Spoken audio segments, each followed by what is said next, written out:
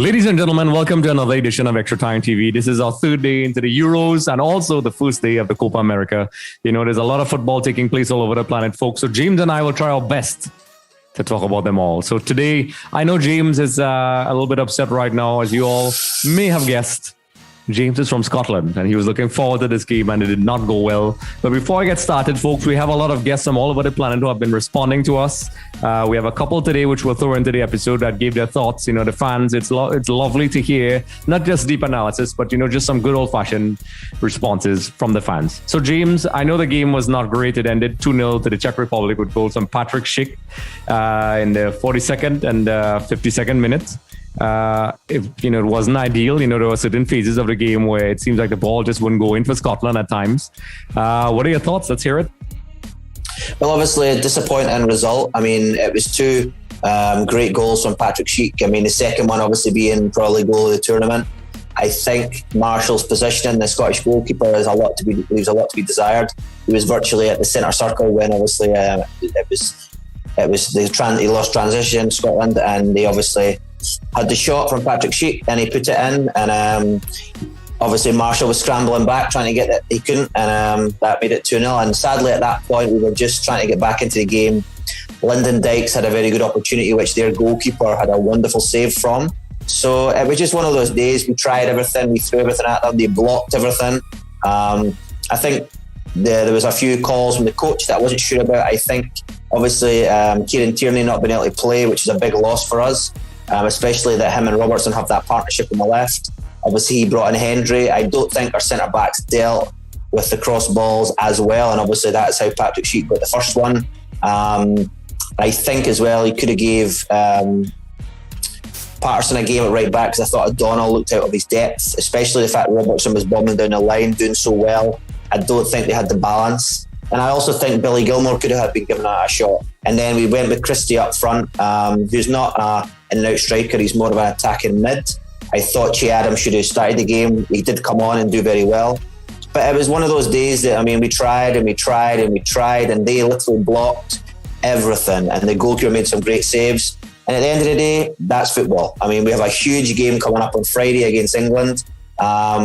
And we're going to have to get points out of it. So it means that the coach is going to have to change the mindset.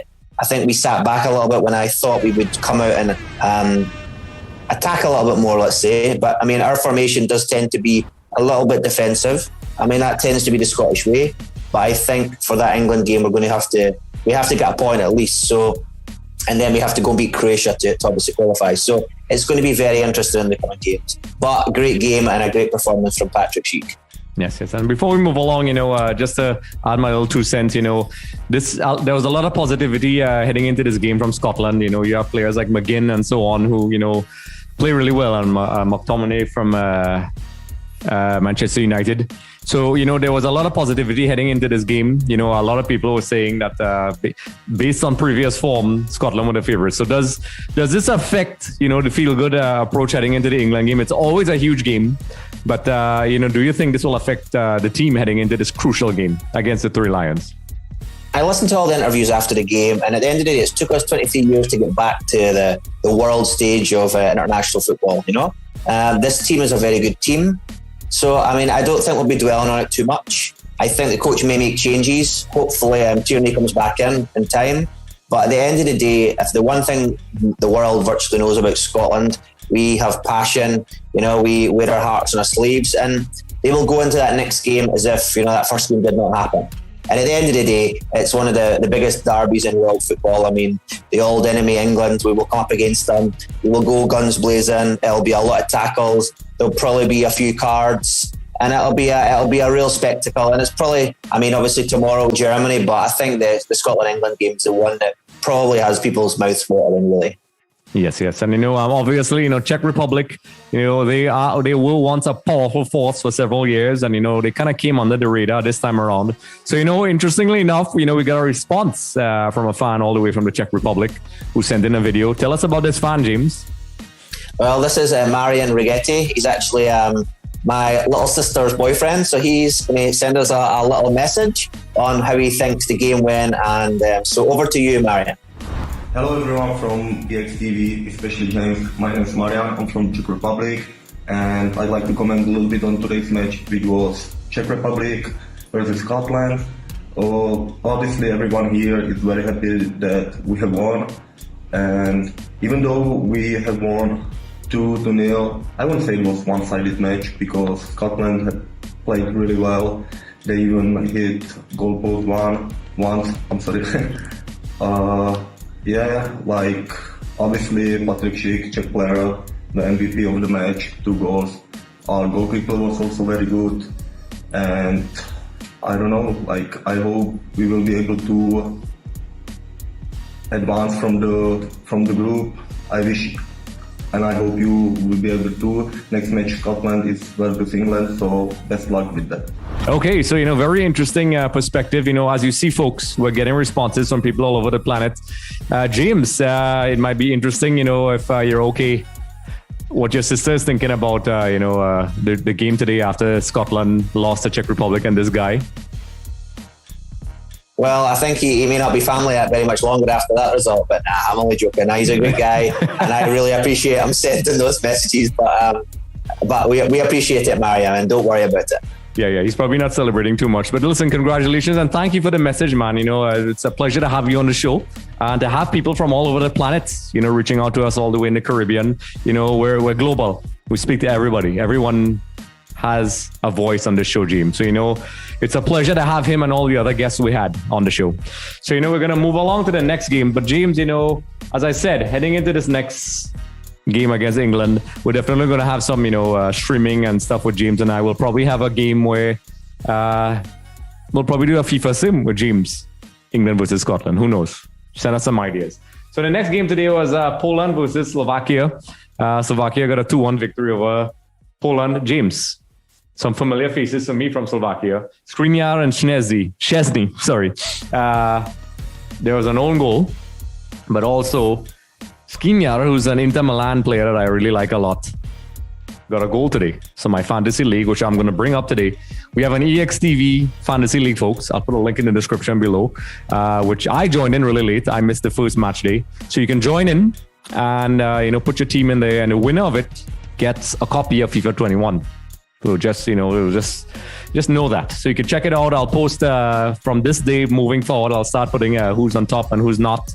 And I think there's only a limited amount of spots. So, I think actually we may be full by now, but still you guys can check it out and join in and, we'll see who wins. So James, in addition to that, tell me quickly about this game.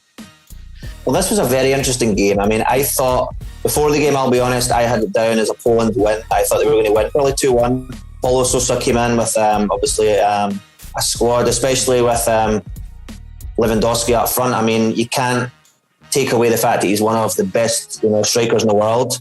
But it didn't go to plan. I mean, obviously Poland got the goal from Lanetti, 46 minutes, but the own goal from Szczesny really knocked the stuffing out of them. I think it was one of those ones I had to watch it back a few times because I don't know how the ball went in. But then I realised it ricocheted off the post and went into the net. And obviously Slovakia would be delighted. And then obviously that goal in the 69th minute from Skriniar was a great finish. But one of the things that stood out for me is Hamsik was absolutely sensational. I mean, this is a guy, obviously he's experienced, and he's not the youngest, let's say, but he ran that field like he was an 18-year-old boy.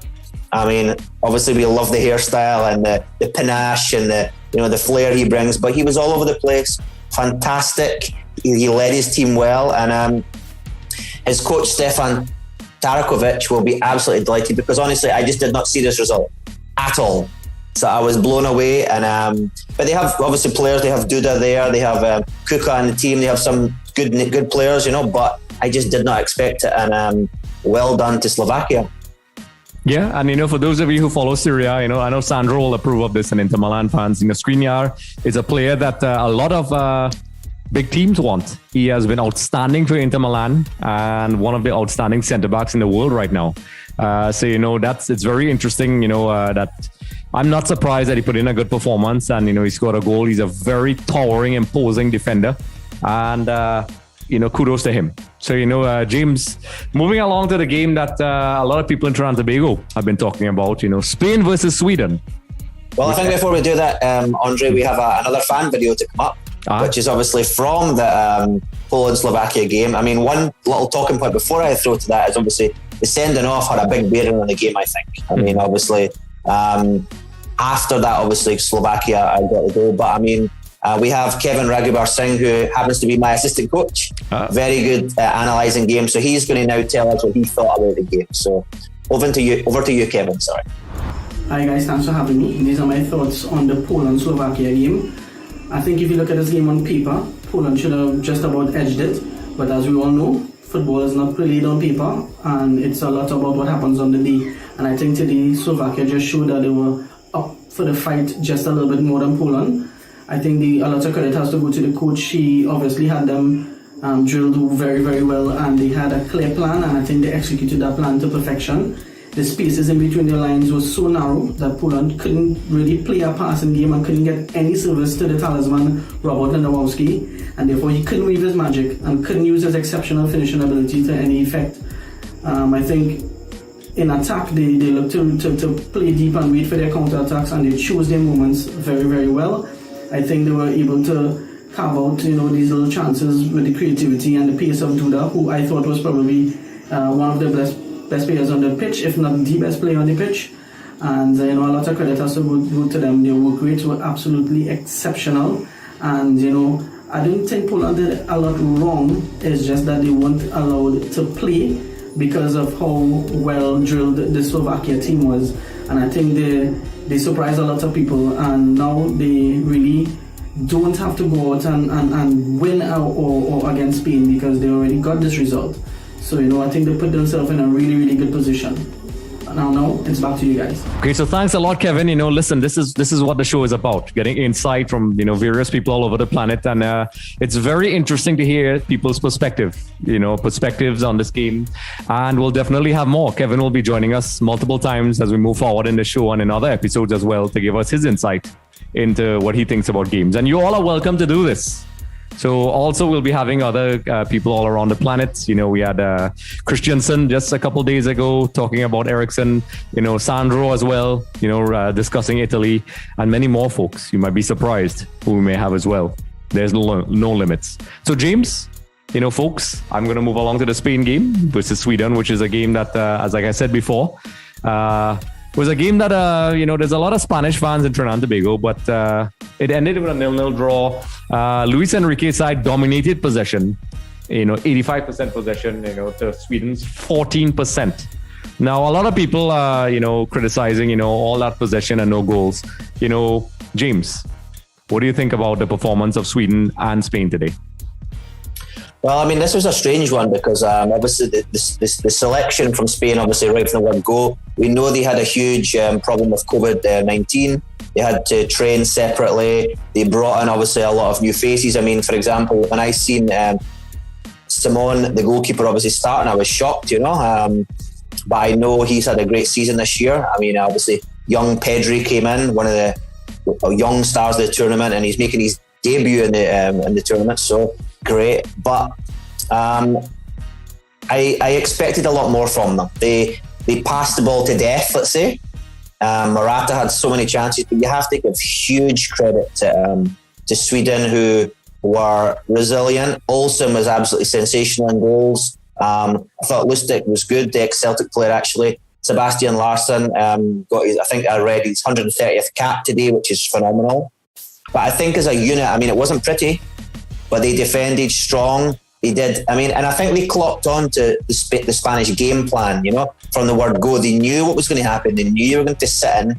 I mean, I saw some commentators saying that, they need to just put the line of confrontation a bit further forward, but I'm not so sure, because I think this was their game plan. And Isaac was absolutely phenomenal up front. The chances he made, he created opportunities for Baird, and I mean, they obviously liken him to Zlatan. I can see it, I really can see it. I wasn't sure when we were talking about it. I mean, I saw some highlights, but today I saw there was one that he dribbled through in the box, little cut back, and I think the defender just got on the road, or he would have scored. So it was a very, very good performance from them. As I say, not pretty, but yeah, they got the point. Yes. And before we move along, James, I know Kevin also had something to say about this game, if I'm not mistaken. Yes, so we'll head over to Kevin because he'll give us his opinion of this game too. All right, these are my thoughts on the Spain-Sweden game. Well, we know Spain had all their problems, coming into this game with the COVID scares and, which players would be available to go out on the pitch. That being said, I think my criticism of Spain was their style of play. I think, that style of play is kind of out the door. This pass sideways and lack of vertical play. I think a lot of teams now look to play a lot quicker and a lot more in transition. And because of this, Sweden were pretty comfortable. They were really comfortable with letting Spain pass side to side and get down the flanks to cross the ball in. It's a bit of a mismatch with the Spanish forwards and the Swedish centre backs. They were able to win everything in the air. I think the keeper Olsen was exceptional. His decision making was brilliant. His reflexes, he put some really good saves in. And going forward, Alexander Isak was really, really good. I could see where the comparisons to Zlatan Ibrahimovic come in. He created a chance for himself and he created a chance for Marcus Berg, which could have even won it for Sweden.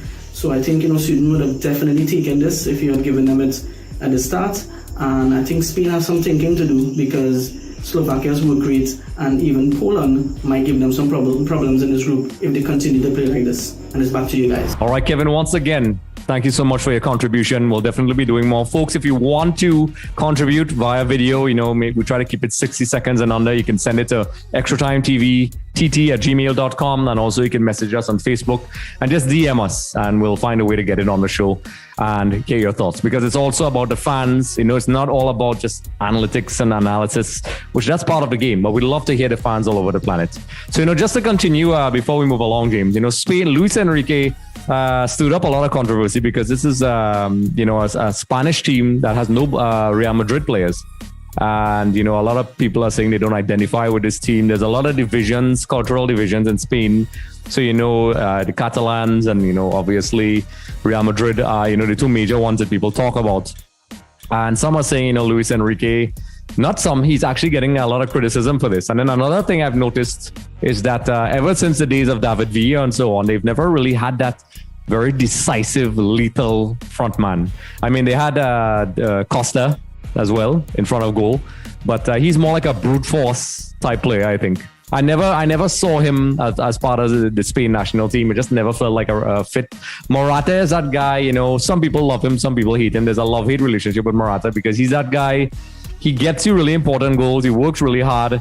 But, in games like this where you need someone who's ruthless and teams that really sit back and with a game plan, you need somebody that's decisive. But, I've seen this before from Sweden, multiple times. I remember back in 2002 with a totally different team.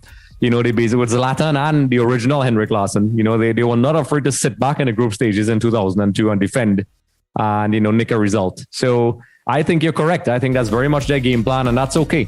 I know a lot of people out there prefer attacking possession style football, which I like, but I appreciate different types of tactics. So, I think Luis Enrique, we know what you're going to get with Luis Enrique. So he's not going to change his game plan. That's how he plays. He has that Barcelona DNA, with the possession. And I think he's going to stick to his guns. But they need to score goals or else they'll be in trouble. So I think there was one glaring, I don't want to say mistake or issue, but I think Alaba was a skipper, if I'm not mistaken. Obviously, he's not played a lot of the Spanish games to this year, actually. I think he's only played 4 or something along those lines. Now, they did not take Ramos. I know he's not been fully fit and all these things, but I just think with him being there in terms of his leadership qualities, I don't think, for example, in this game, they were challenged several times, obviously from Isaac and Baird, but I think he could have coped with this. He wasn't that unfit to not be able to handle it. I think he would have made a difference, in terms of the squad morale, the team morale, and also for set pieces and things like this. He brings a big presence. So, is that a little mistake from Luis Enrique? Is it the fact that obviously he's Barcelona, that's Real Madrid? There's a whole bunch of things that could come into it, but I just think he would have probably made a little bit of a difference. Yeah, correct. So Spain definitely has to work on their goal scoring and all those other things. A lot of people, as you rightfully said, James, this Spain squad selection has raised both eyebrows of many people, not just one. So, Luis Enrique is the type of guy, we know his style of football, and, coaches, live or die by their decisions. That's just a reality of the Euros. So, that's our chat for the Euro games today. So we're going to head across to South America, James, shall we? So, the Copa America kicked off on their second day. So we'll start off with Colombia versus Ecuador, James. It's very hard for all of us to watch the game. So James and I are doing a balancing act, folks. While we have all this football, it's very difficult for us to watch. So James, the Copa America started. I sent you a little quick clip while James was watching the other game of a wonderful set piece from Colombia, which resulted in a goal for Cardona in the 42nd minute. The refs checked it out, and Colombia opened the campaign with a 1-0 victory. It was very hard fought. Ecuador is a very physical team, and you saw a little bit of the South American flair already in the second day of the Copa America. Brazil opened with a lovely performance against a heavily depleted Venezuela, and Colombia opened up with 3 points. So James, I know it's very difficult for you to balance all these games, but I sent you a clip of that free kick. What did you think about that? Because before you answer, my initial thoughts it was offside, but then when they showed the replay, it turns out, because my first guess it was offside, the players were actually in line all the time. But anyway, let me hear your thoughts. Well, like you say, I mean, I watched it. Obviously, I see the clip, and I think the first opinion was it was offside.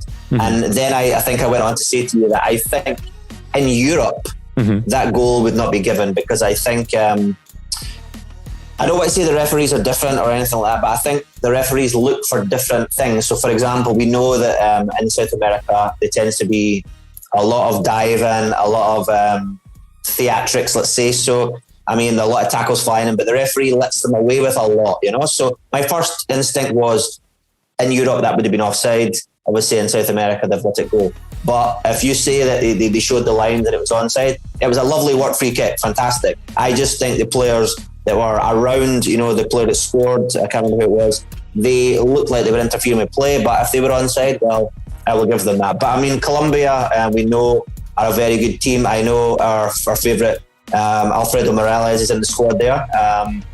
And they probably have a stronger squad than Ecuador. But the one thing I know about the Copa America is there's a lot of surprise results. You're not guaranteed that, Brazil and Argentina are going to win them all. So, I mean, it's interesting. I mean, I saw, for example, that Messi's free kick was absolutely sensational earlier on today, but they didn't get their own way. Chile came back, and Chile's a team actually that I really like because of the Sebastiano Rosenthal days at Rangers. I used to follow University Catholic and a few in Colo Colo, I think it is. Mm-hmm. So they're a country that I look out for, and I see obviously Paraguay are 2-1 up at the moment. So, I mean, I don't have a knowledge like you on the Copa America, but being modest, James. I do glance a little bit. Yeah, like I'm saying, it's amazing that we have all this football, James, and just as you jumped on the Leo Messi game, we'll talk about the Argentina game, which they drew 1-1 with Chile. They've played each other twice, and, just under a couple days now. It's crazy because they played World Cup qualifiers just a couple days before the Copa America started, and then we weren't even sure if the Copa America was going to take place. It was in Colombia, then it was only in Argentina, now it's in Brazil. And it started off, once again, in the last 3 games Argentina has played, they started off very positive. And, in typical fashion, it's very easy to say, okay, it's a leaky defense. But if you look at the last couple of games, it's really some bizarre events that took place. For example, today, there was one foray that, from a breakaway, which resulted in a contentious penalty kick, which turned out to be the right decision. Some people are saying it's not. I think based on the rules now, Vidal, they kind of forced the contact. And, Vidal dispatched it. So, they looked at it for a long time. Some people are saying that the contact was forced. But, we'll have a discussion. We could probably have Michael Ragunath, on Ask the Ref. We could sit down and chat about those things, folks. So, stay tuned for that. But the game ended 1-1. Argentina created a lot of chances but couldn't finish. Messi scored an amazing free kick. And, they would have liked to hold on to the 3 points because they've drawn their last 2. So, as James rightfully said, in South America, it's no longer everybody gets their own way. And to be honest, if Venezuela had their proper team, I don't think that first game would have gone the way it did. I think the COVID-19 situation. So Argentina starts off at 1 point, James.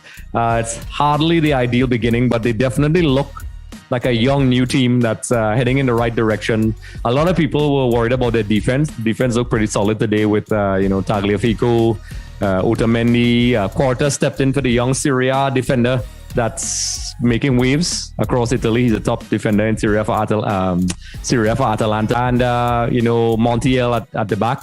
I think Argentina lacks that finishing up front now. I think they're building from the back, and I think that's what Scaloni is doing. So, James, the other game is going on right now, so we can't really talk much about that one. So I mean, that's kind of our wrap up for today, because there's so much football. And we'll definitely have a couple other things to talk about, James. For example, locally in Trinidad and Tobago, you could check out our video about the new coach, Angus E. being hired. It was premiered just a little while ago. We'll be having daily episodes about this every day, where you all could contribute and give us your opinions. James and I are ready to do everything, and we'll be doing fun little things in between the games, James. And also, James, what are your plans for the England-Scotland game before we go? Well, I still have to finalise it, let's say, but I mean, I'll definitely be in my kilt. I'm hoping we can obviously do something live. I mean, the problem is we're home now. Obviously, there's homeschooling going on, and this is the issue, because obviously you may hear a teacher in the background. So I don't know how they'd feel about being on TV, one, and two, the logistics of it. But we'll work something out. I mean, we have to do something. Whether it is we just do an Instagram live before the game, halftime, and after the game as well, we could maybe, that's a definite.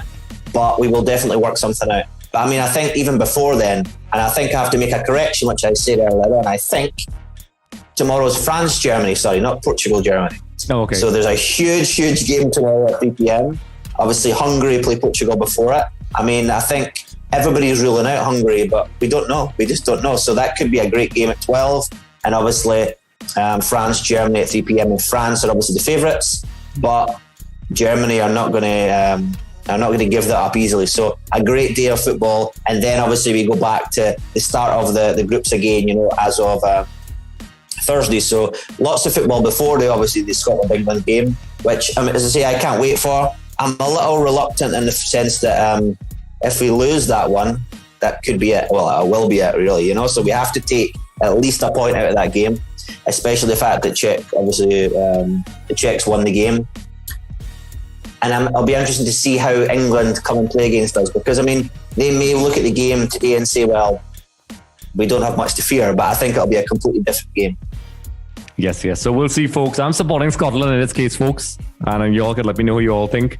So, folks, we'll end this off. Don't forget to like, subscribe, comment in the comment section below. Keep following us. We're doing this every day for the Copa America and the Euros. Also, you can join in our Euro 2020 Fantasy League, which I'll put a link in the description below. From this point forward, I'll be putting the updates as much as I can about the scoreboard and the leaderboard. Sorry. I just joined in, so I have to check my points. And we'll see how it goes. So, James, once again, we have lots and lots of football. I think maybe like sometimes 5 or 6 games a day, I think. Maybe 5, I think. And we'll try our best to cover them as best as possible. And we'd like to say a special thank you to the guests and the fans who sent in their videos, and also our guest analysts from all over the planet, folks. So, James, once again, it's been a pleasure. And, folks, thank you for joining us. Just a reminder, everyone, for more episodes with Shaka Hits Luck, be sure to head over to our YouTube channel. Also, don't forget to subscribe for more updates, interviews, and content.